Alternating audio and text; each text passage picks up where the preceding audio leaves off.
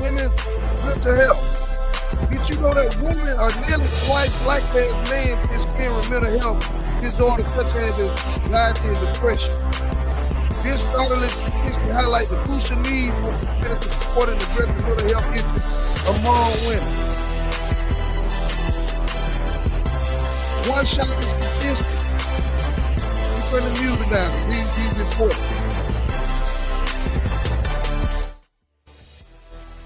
One shocking statistic about mental health in women is that approximately 1 in 5 women in the United States will experience a major depressive disorder, compared to about 1 in 10 men.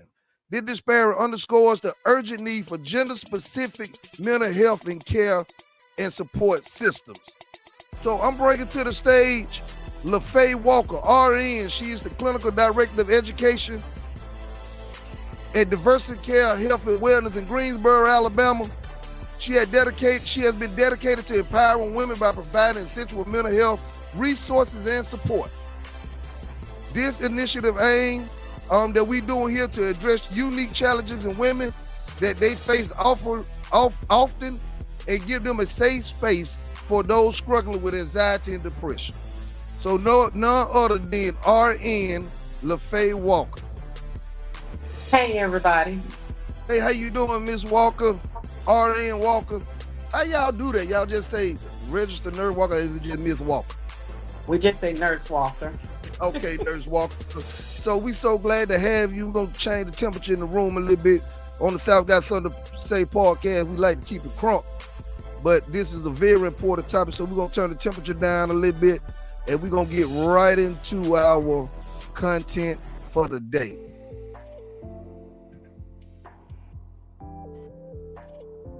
So how you doing out there? Can you tell us a little bit about yourself, what you do, how did you get into this mental health field, and why is it so important to you? I've been nursing for about 16, 17 years.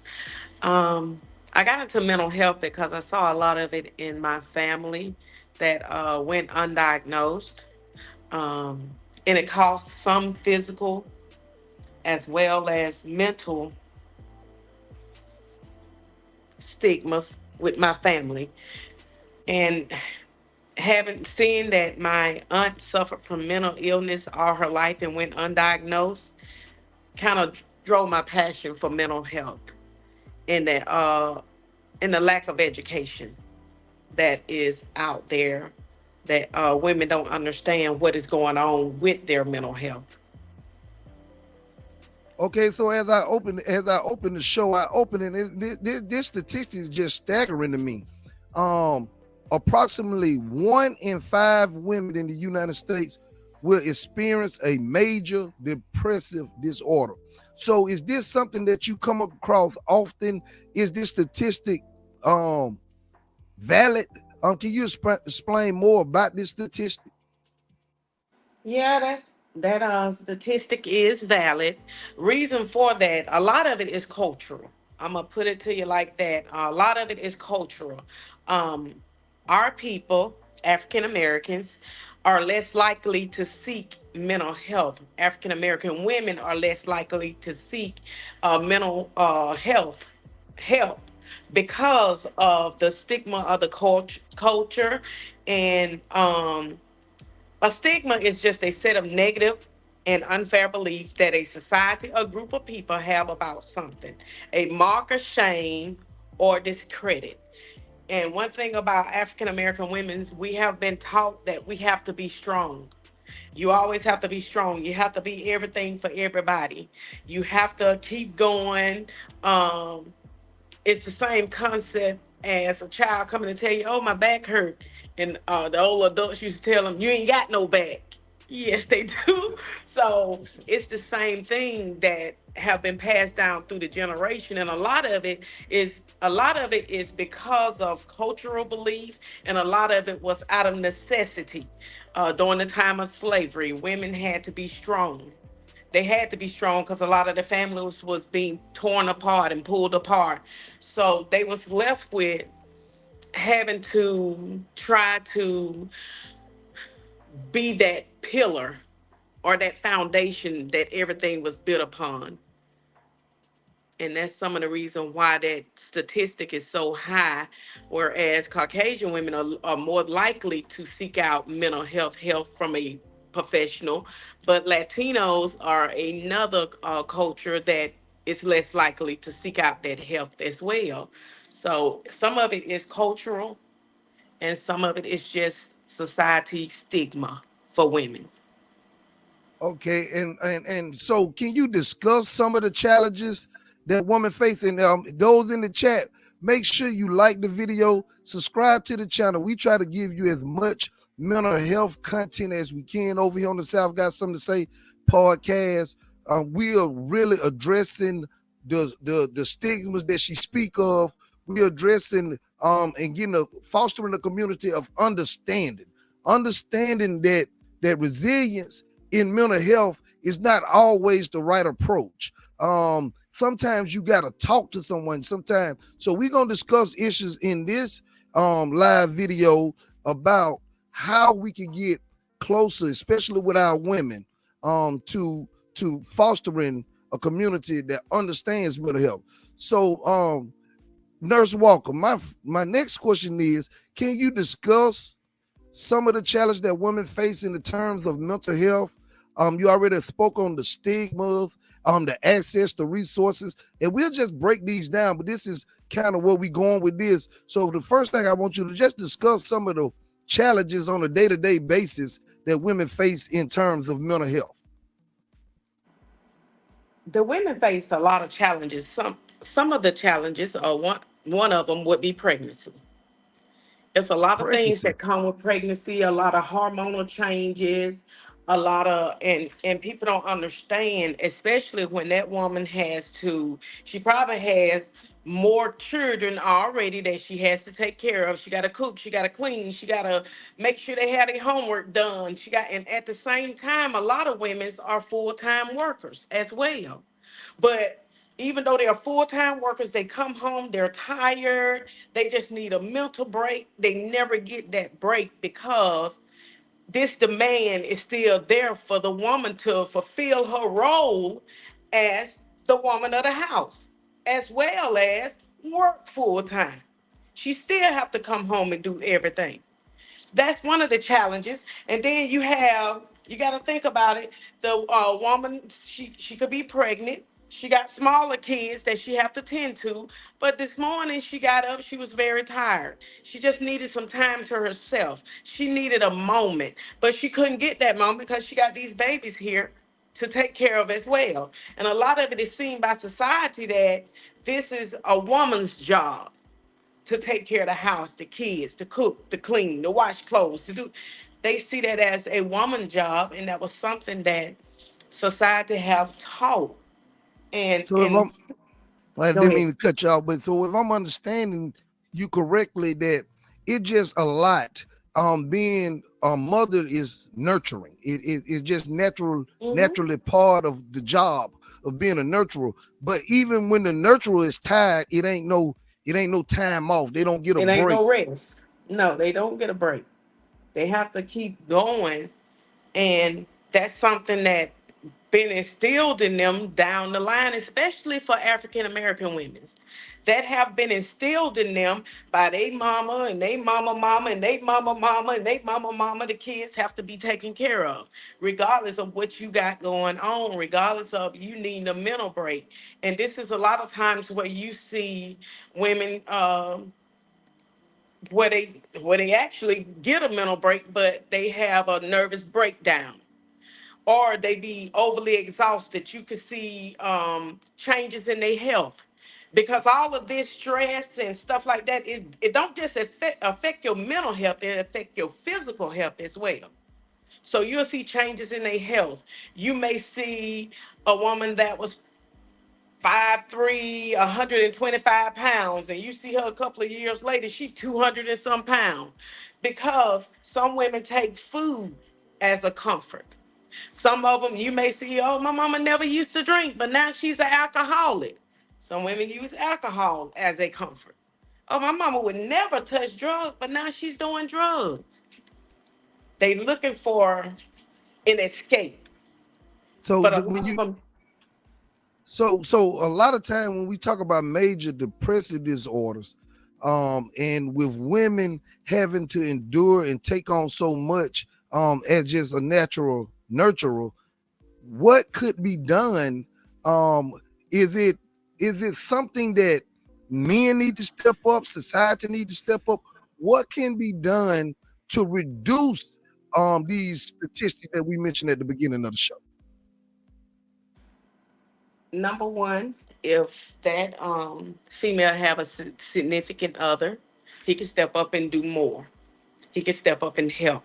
He can step up and um just say he's off for the day, and he's like, I done already cooked, I done already did this, the kids' homework been taken care of, this been taken care of. That lady just got off a 12-hour shift. And some of these women work more than one job. Oh, all this been taken care of. I ran you some bath water. So she's able to go in there and just relax. That's some of the things that help. Another thing is the lack of education about mental health. Mental health look different than most people would see it as. They may think of depression and they may see a person just down and out and crying all the time and did yes, that is a part of depression too, but there are subtle symptoms that most people don't even notice. For instance, depression. You have a feeling of sadness, hopelessness, uselessness, or emptiness. You cry frequently. You no longer enjoy your favorite activity. Mental health, a lot of times, is masked by people's smile. People just see that smiling like, oh, she's so happy, but inside she's just all torn up. She don't have no energy, inability to focus, inability to sleep or sleep too much, eat or the lack thereof, don't eat. Thoughts of self-harm, death, or suicide, persistent headaches, and people wouldn't even think about that. Persistent headache, nausea, and physical symptoms in your body that is not improved with treatment by a doctor, those are signs of depression that people don't understand. Being easily annoyed or angered, those are signs of depression. Like the person hadn't said nothing or did nothing, you just snap. You snap. That's because you need a mental break. Those are signs of depression. So in the man case, in most men case, men are natural protectors and providers. Do you think, in your opinion, do you think that because men feel they're protected providers, they put more on the woman that the woman should have to take on, with like house chores, cooking, cleaning, taking care of the kids? And it's simple for the man, just go work, bring home, provide, and you're done. And in a lot of cases, in a lot of cases, men feel like, hey, as long as I'm paying these bills, as long as I'm doing what I got to do to protect and provide, I done did my part. And a lot of times, you're saying that it goes unnoticed that the women, even the ones that don't work, and if you work as a double whammy, but it's a lot they have to take on, and a lot of times the signs that get missed because men are just so caught up in their role as protector and provider. Uh, yes. And I'll give you just a snippet of a story with that. I met this young lady. She doesn't work, but her husband works. He didn't want her to work. This is societal thing again. He didn't want her to work. He wanted to take care of her. And that's good. That is all well and good. And they have another little child that is a smaller baby as well, and one is on the way. They're expecting one. She is expected to be a super mom and a super woman. All he want to do is work, come home, relax, and all day long she done struggled with the child. She done struggled with being pregnant and trying to make sure dinner is done for him and making sure. And not only that, she done struggled with loneliness. Loneliness can cause depression as well, and a lot of them don't understand that. And so this young lady told her husband, said, I'm just having a bad day. She didn't have no energy. She didn't feel like getting off the couch. She was just, all her energy was drained. She just felt weak and hopeless, and she just needed a break. She said, I'm just having a bad day. He looks at her and say, every day is a bad day with you. Not true. Not true. So it was just shrugged off like, she'll be all right. That right there is where that man can come in and give that woman the break that she needs. I don't blame the man per se because mans are biologically different than women. Mans are more, because they have to be the provider, because they have to be that protector, because they that guardian at the gate of their family. They have to be strong. They have to, oh man, don't cry. There were a lot of them say yes they do, but even men go through things to where they have to have a certain image, or people see them as being weak, or they see him as, oh, he ain't this. Men go through that same thing where they have to keep up a certain image, like the woman do, where they have to keep up a certain image. But in mental health, these two clash because when the woman needs that sensitivity from Mm-hmm. that man, he is unable to give that sensitivity because of the societal norm of what a man's supposed to be and be doing. So it's this And we're gonna and stigma. we and It's the stigma. we're gonna get into the society expectations. So the next thing you mentioned in when you first came on about stigma, you even gave us a definition of stigma.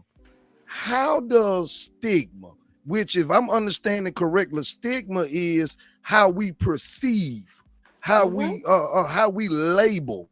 I was watching a documentary and I Hmm. heard a saying they said labels are for jars, not for people. I'm trying to see what can we do as a society to break this stigma that women mental health issues is not as pervasive as men. The first thing to breaking this stigma is acknowledging. Acknowledging. Acknowledgement is everything. Acknowledging that women have these mental health issues, acknowledging this. Stigma for instance, that comes with eating disorder. Let's talk about the stigma that comes with eating disorder. You have this, oh, this is the image you're supposed to be, shaped like a Coke bottle, shaped like an hourglass. You're supposed to be the measurements 34, 24, 34, or whatever the measurements are. You're I supposed don't to think look those the like this. measurement, but they're close. Well, close enough. You supposed to look like this.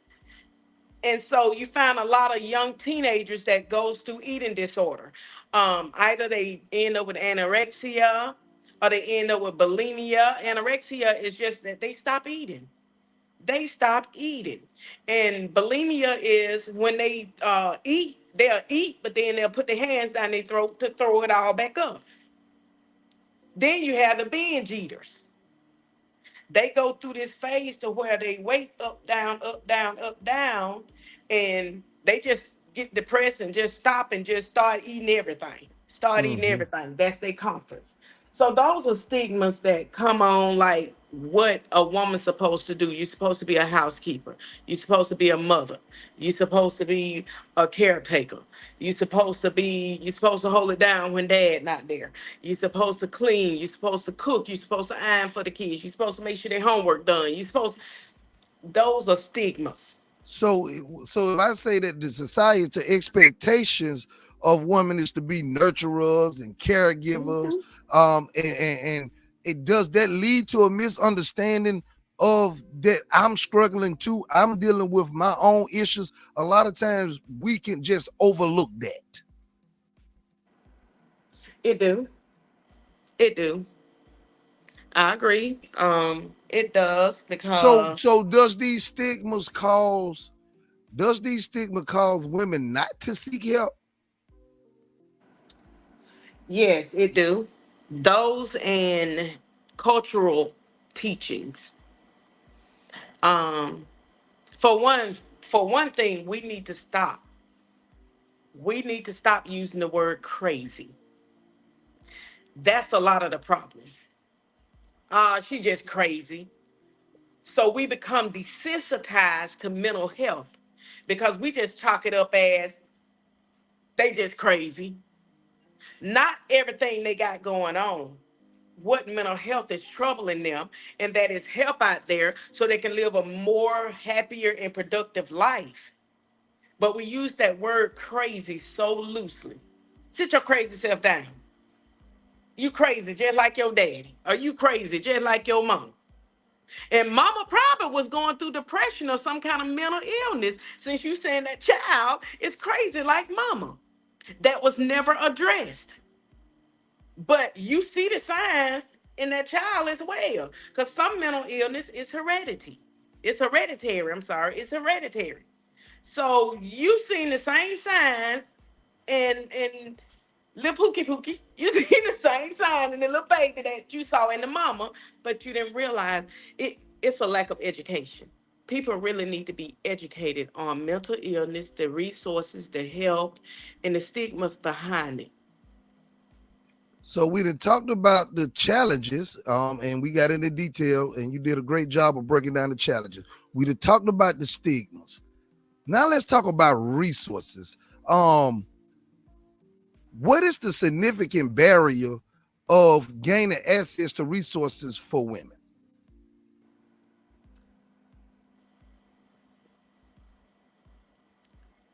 The barrier for that, some of it would be insurance for some women.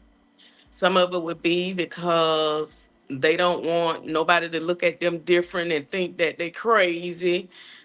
I think that something is wrong with them, so they don't seek that help.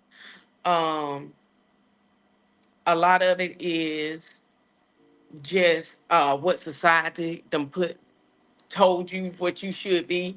Women are they are nurturers, but women are weaker by nature. That more weaker by nature than man, and that's both mentally and physically. Women are more prone to, baby, how I look? You look fat. Oh, you just damaged that woman's mental health. Now she trying to figure out what she gonna do to make herself look appropriate for you. You didn't remember that this lady just pushed out about 5 or 6 of your babies. The reason her body is like it is. Nobody remembers that. She just don't look like she used to. She done had 5 of your big head kids. That's why she don't look like she used to. But it's things like that that, when that woman comes seeking validation, because she received her validation from the outside world. Honey, how I look today? Or before she even asks, you look beautiful today, baby. Oh, I like that. You look nice. That's like reassuring. That's helping their mental health. And when they're asking you how they look or what you think about this on me, it's because mentally they're struggling with their body. And the name of that is body dysmorphic disorder. That's the name of that disorder. So they're struggling You mentally. sure could throw out some terminology because I ain't never heard of half of this stuff, but this is great. So I hope y'all in the chat, I hope everybody that listening and watch this video on replay, I hope y'all taking down some of the things, how men, especially men, how do we address our woman? How do we talk to her? How do we speak to her? This is a very alarming statistic. 1 in 5 women have some type of major depressive disorder. That is a very alarming issue. And this here on the South Got Something to Say podcast, which y'all can like, share this video, and subscribe to the channel.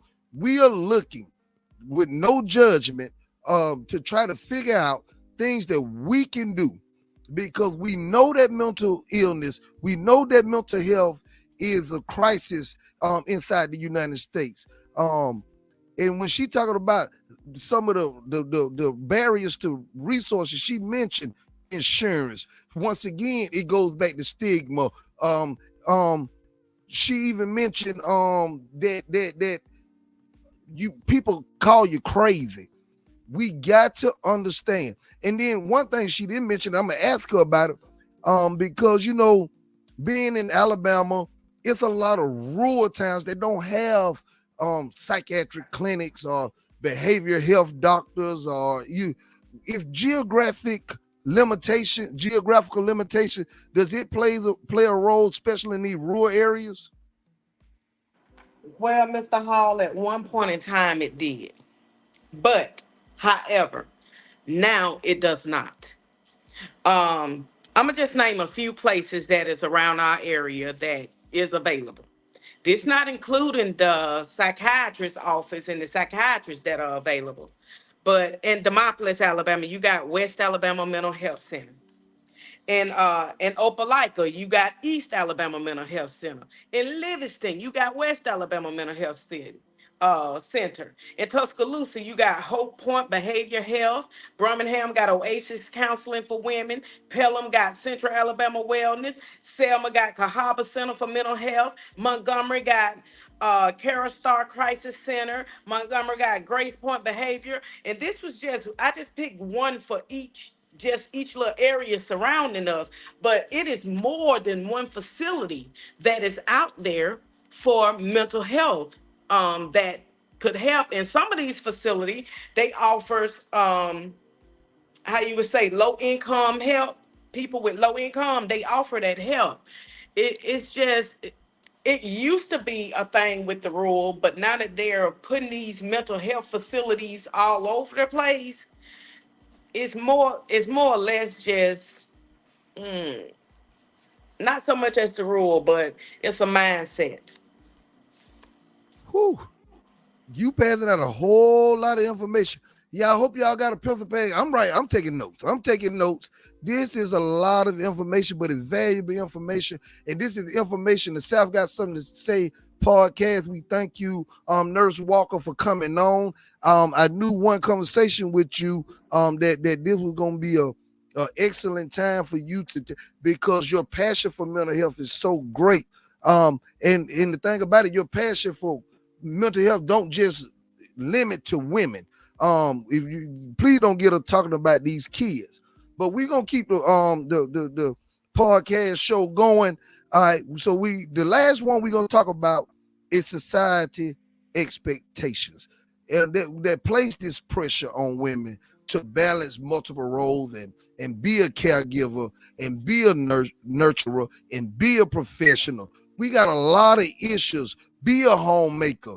And so many times women got to play this juggling act that can Mhm, lead to chronic stress, can lead mhm. to burnout, can lead to mental health issues. How, as a woman, because it's no telling no woman, hey, just go home and not take care of your kids. Don't go home and not cook. Oh no. Don't. How do you tell them how to balance it? Number one, get the help you need. It's a thing called a stigma cycle. The first part of it is untreated mental health. That's depression, anxiety disorder, eating disorder, social anxiety, prenatal depression, premenstrual dysphoric disorder, premenopausal depression, all of that. Stop internalizing and self stigmatizing yourself. That's the first thing. Untreated mental health. Get the help that you need. The second thing is the negative perception. It's all about how you see. As a woman, we got to realize who we are and see ourselves in a different light and stop waiting for the validation of the world. Easier said than done, I understand, because we are women. And a lot of times we look for that validation. To tell a woman she beautiful, make her whole day. You look good, baby. Oh, you so beautiful. That makes her whole day. Just those simple words. Is simplicity. Next thing is the fear of discrimination. Stop worrying about um well, if I go here, my family gonna say I'm crazy, or my family gonna talk about me, and I been need help, but now it done got to the point to where I don't know what to do. Some women get to the point to where they need to be institutionalized because they didn't seek the help they need because they this fear of discrimination by their family. Next thing is avoidance of help and resources. There is a lot of help and resources out there. We got to stop avoiding it. We got to Start calling whatever the condition is as what it is. It's okay to seek that help that you need. It's okay to seek out a medical professional. If you don't want to go to like the mental health facilities, you can go straight to a psychiatrist. You can go straight to a psychiatrist, and that'll be just you and that psychiatrist. But seek the help that you need. Okay, And and that because that brings me to my final point. All right, what is some support? I heard I know you say seek the help, and you say seek the help. Um, what are some supports that people can seek out to seek that help? Whether it's therapy, support groups, just and then why and why you at it, um talk about some of the education that can happen to educate women on how to improve their mental health. some of the education is you can go and do some research. If you can't, then um you just find your medical professional, your doctor, your family doctor is able to refer you to resources that are out there for you. Your family doctor can do that. A lot of women are not aware of that. Even your family doctors can handle some of the small depression that you have. Now they won't handle the major depression. They'll send you to the help that you need for that. But if you just have some minor depression, for instance, you just feel worthless, you having some pain, you just it just everything just feel down for you, and you just need something to help you, like Lexapro. It's one of the medication that they prescribe a lot to women. Citalopram. Hey, whoa, whoa, whoa, whoa! Cause see, I already see that I'm gonna have to bring you back. I'm gonna have to bring you back. Because we're running out of time, and I mean, before we get, because I want to do a whole episode about some of the medicine and the side effects or the benefits and all. So I got the nurse. And I thank you so much and so kindly for coming on. Um, can you just plug what you got going on? Do you have YouTube, a page where people can come and like check your stuff out? Because I really would love for you to be a reoccurring guest as I learn some of the things that you talked about with this education. You should be able to get that right here on the South Got Something to Say podcast. The South Got Something to Say podcast gonna give out workshops and seminars. We gonna have women panels for women to come on and just have a chance to talk and have psychotherapy with each other. We're gonna have a chance for to provide online resources and initiate a wealth of online resources to women, not only women but children as well, not only as women and children but men as well. So what we're building here, Nurse Walker, on the South Got Something to Say podcast, we building a community. We building a community here on the YouTube page. We're focusing on our mental health. We're focusing on family. We're focusing on education. We're focusing on special education. We got so much going on. So everybody that's in here, if you like the video and you share the video and you subscribe to the channel, we are building.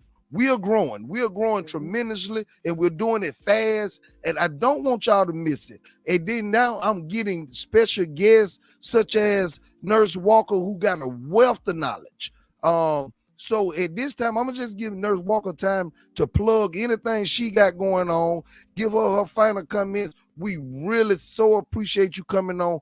Hopefully, you're a reoccurring guest. And I just wish that you would just keep this knowledge and keep passing it on. I thank you so much for coming on the South Got Something to Say podcast. I don't know what I did to deserve a guest like this, a special guest like this, but I appreciate it. And I know that the chat and my fans would love to hear more about what you have to say. So at this time, I'm gonna let you close out, plug anything you want to plug.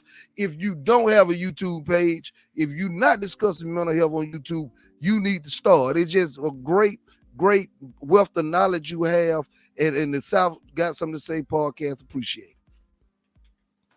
Well, Mr. Hall, I appreciate the time and the space you gave me to speak on your show. Really love the show. The South had something to say, got something to say. Been following you from day one. Really been, it's really enlightening and insightful, and just really had a wonderful time. I haven't started anything on YouTube as of yet. I do mostly my stuff locally and with family and everything, but that may be an avenue I pursue. May need your help, but it may be an Yeah, you avenue should. I You should. You should. And we thank you so much for coming on. And as we close out the show, we thank you for coming on, and we look forward to having you again. Thank you. What a show. What a show. What a show. What a show.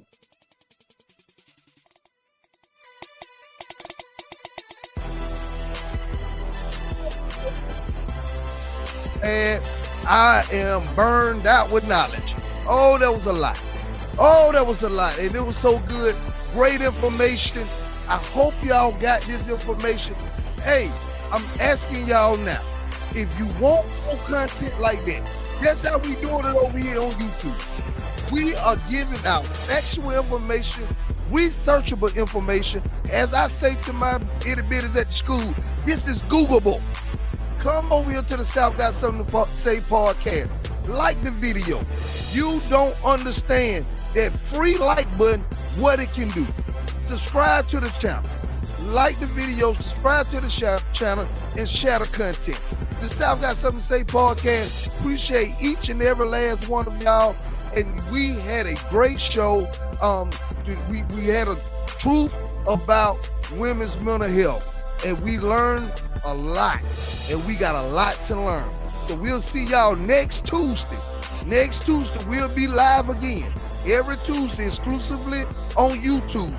We'll be live. The South Got Something to Say podcast is live. Thank you, and we out.